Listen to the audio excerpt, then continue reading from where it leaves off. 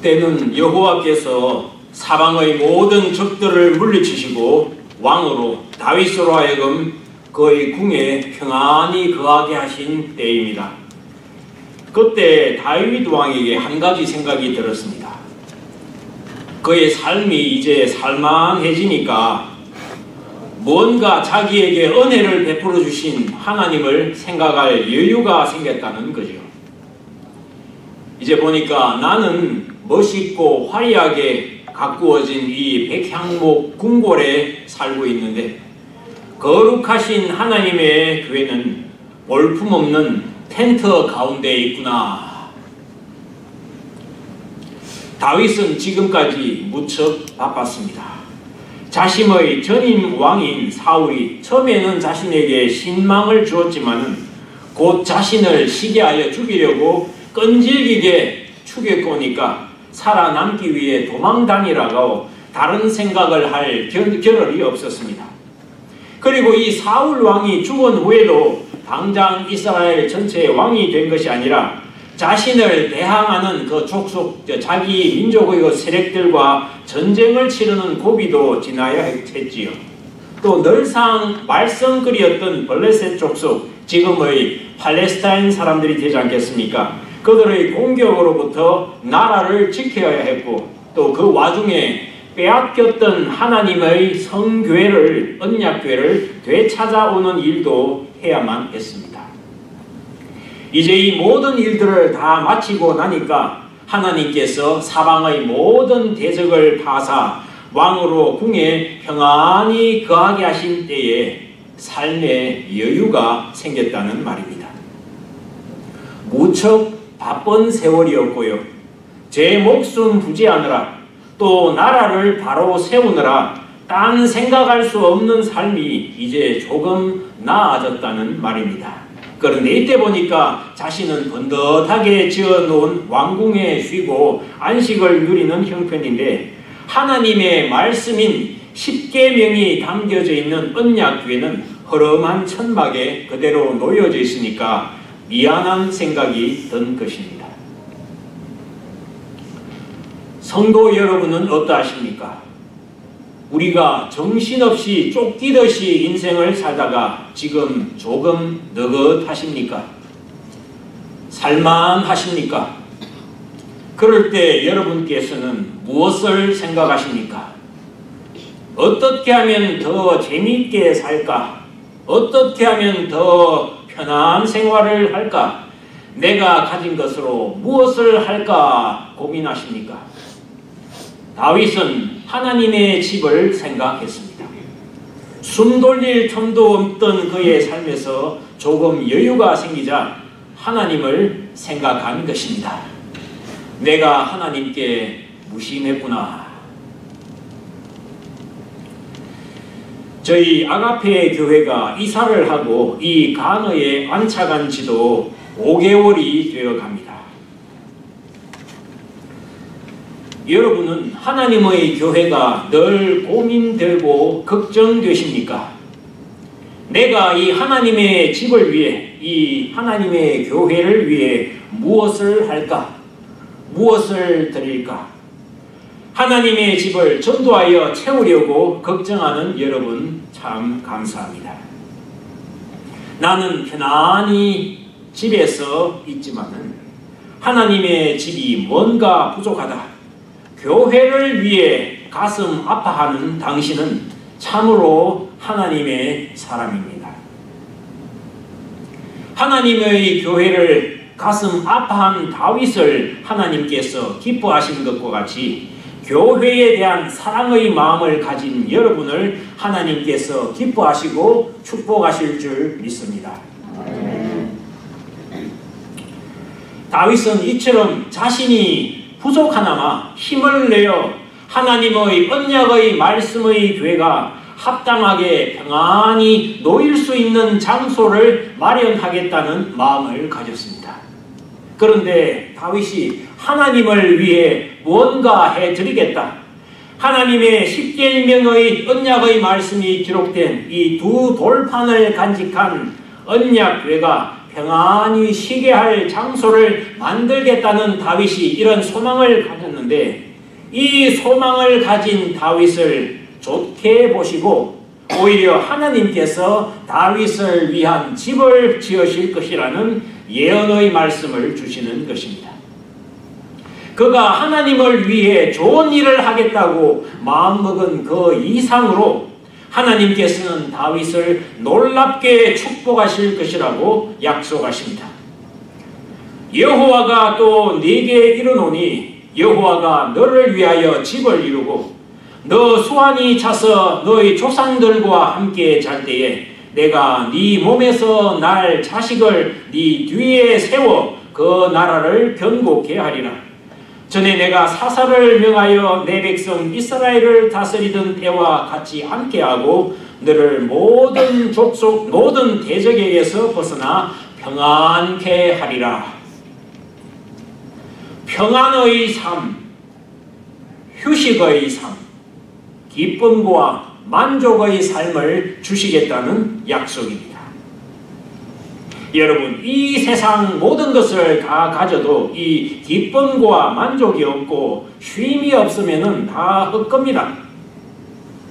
그런데 다윗에게 이 놀라운 하나님의 언약이 주어진 것입니다. 계시의 말씀이 주어진 것입니다.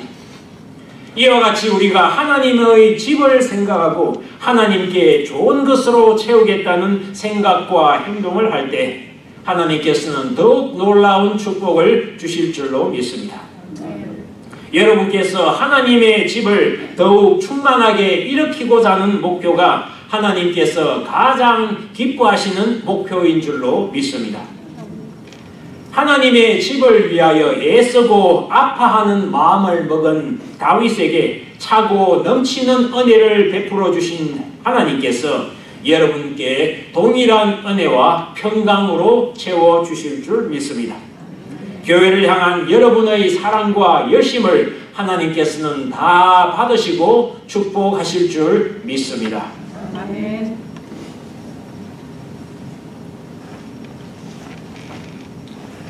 그리고 그러한 소중한 마음을 먹은 여러분은 이 교회의 비전과 목표를 어떻게 해낼 수 있는가에 대하여 하나님께서 다윗에게 본문을 통하여 알려주신 방법을 따를 필요가 있음을 또한 기억할 필요가 있다고 말씀을 지금 드리는 것입니다. 하나님께서 다윗에게 가르쳐 주신 방법, 하나님의 집을 어떻게 짓느냐, 그 요점은 다윗이나 우리 믿는 이들을 인도하시는 하나님의 교회 건축과 교회의 일은 하나님께서 책임지고 하신다는 것입니다. 한번 따라해 주시겠습니까? 하나님의 집은 하나님께서 지으신다.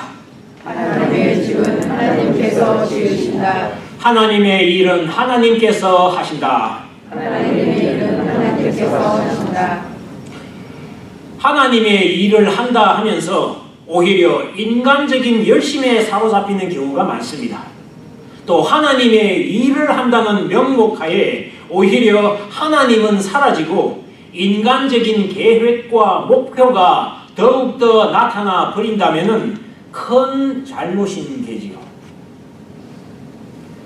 하나님의 교회를 세우고 성전을 짓는 가운데 우리가 무엇보다 주의를 기울여야 할 것은 과연 하나님께서 지금 우리 가운데서 어떤 일을 하고 계시는가를 살펴보고 알아내는 것입니다.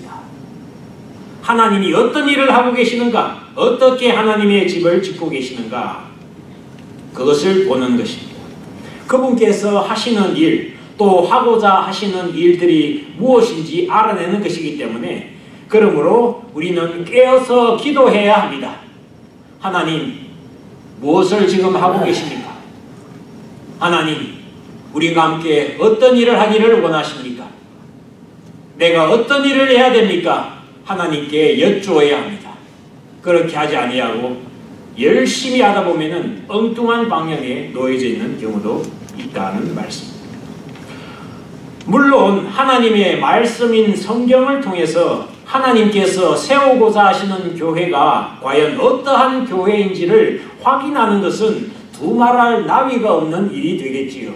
말씀을 통하여 하나님은 어떤 교회를 세우시는가? 그리고 이 순간 우리가 어떤 교회를 이끌어 가시는 하나님이신지를 우리가 기도와 말씀 가운데 알아나가야 하는 것입니다. 그리고 실제로 하나님께서 우리 가운데에서 일하시는 그것들을 보면서 우리가 할 일은 우리는 평강과 안식 가운데 주를 믿고 찬양하는 것이 우리의 일이다. 하나님께서는 이와 같이 말씀하십니다. 너가 나의 집에 대하여 근심하느냐? 좋은 일이라. 그러나 내가 이스라엘 자손을 애굽에서 인도하여 내던 날부터 오늘날까지 편안하고 튼튼하게 지어진 집에 거하지 아니하고 쉽게 걷었다 접을 수 있는 텐트 장막에 있으며 다녔는데 그동안 이스라엘 자손과 함께 다니는 곳에서 내가 이스라엘 지파의 어느 지도자에게 내가 말하기를 너희가 어찌하여 나를 위하여 백향목으로 된 번듯한 집을 건축하지 아니하였느냐고 말하였느냐. 앞으로도 그럴 것이다. 너희 아들 솔로몬이 성전을 짓겠지만은 그 집은 영원한 나의 집은 아니다. 나의 영광을 나타낼 참된 나의 집은 나의 보내는 자 예수 그리스도가 지을 것이기 때문이다 라고 말씀하시는 것입니다. 그래서 본문의 말씀에서 마지막에 이는 계시의 말씀이다. 다윗에게 말씀하시지만은 하나님께서 예수 그리스도를 보내어 하나님의 집을 지으실 것이다. 그것은 영원한 집이요 영원한 평안의 장소다. 이렇게 말씀하시는 계시의 말씀인 것입니다. 아시다시피 솔로몬이 이 땅에서 하나님의 성전을 짓는 영예를 역사상 처음으로 가지지 않았습니까? 그러나 그가 죽은 후 나라는 남과 북으로 둘로 쪼개지고 많은 전쟁 끝에 그 나라마저 무너졌지요. 그러니 참된 성전을 건설하는 일은 하나님께서 하시는 일이라는 것을 믿으시는 여러분이 되시기를 바랍니다. 아멘. 오직 예수님을 통해 이루어지는 하나님의 나라를 바라보며 우리는 평안과 안식 가운데 하나님을 믿고 찬양하시라는 것입니다. 어떤 교회가 좋은 교회이겠습니까? 우리는 어떤 교회를 바라보며 어떤 교회를 이루어야 가겠습니까? 미국의 어느 도시를 여행하던 한 사람이 있었습니다. 그가 믿는 사람이니까 주일이 되어서 예배를 드리기 위해 교회를 찾아 나섰습니다.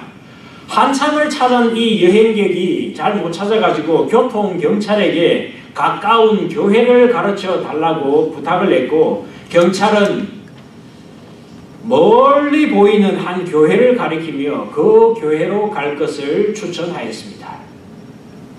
이 여행객은 분명히 가까운 교회라고 말했는데도 불구하고 먼 곳을 추천하는 그 경찰에게 가까운 곳에는 교회가 없습니까? 왜 저렇게 먼 곳의 교회를 가르쳐 주십니까? 라고 물었습니다. 그 경찰은 대답을 하기를 저는 기독교 신자는 아니지만은 예배를 드리고 나오는 사람들을 보면서 여러 가지 생각을 합니다. 특별히 저 교회의 사람들은 예배를 드리고 나오는 표정이 항상 기쁘고 즐겁게 보였습니다. 교회에 대해서 잘 알지는 못하지만은 제 생각에는 저 교회가 은혜로운 교회이고 참된 교회인 것 같아서 소개를 드리는 것입니다. 라고 대답했습니다. 우리도 그런 교회를 만들어가고 있지 않습니까? 하나님의 은혜로 우리가 지금 그런 교회를 만들어가고 있습니다. 성도 여러분, 그리스도인의 매일의 삶이 예배입니다. 교회에 와서 잠깐 있는 이것만이 예배가 아닙니다. 그리스도의 삶은 매일의 삶이 예배입니다. 그러므로 오늘 기쁨이 넘쳤습니까? 평강이 있으신지요? 감사하고 즐거운 마음으로 하나님께서 하시는 일들을 보며 하나님이 이 일을 나의 삶 가운데 이루어 가시는구나. 하나님의 집을 이루어 가고 계시는구나. 그것을 보면서 감사하고 기뻐하고 평안한 가운데 하나님을 찬양하는 것이 우리 믿는 자의 삶이다. 그런 말씀입니다. 그런 모습으로 주님께 오늘 하루를 올려드리고 계십니까? 우리의 삶의 주권을 하나님께 올려드리며 예배드리는 자의 삶을 하나님께서 기뻐하시고 그 사람도 또한 인정해 주신다는 사실을 알아야 할 줄로 봅니다. 성도 여러분, 다시 말씀드립니다. 여러분께서 하나님의 집에 대한 건축의 소망을 가지고 계신 것은 참으로 좋은 일입니다.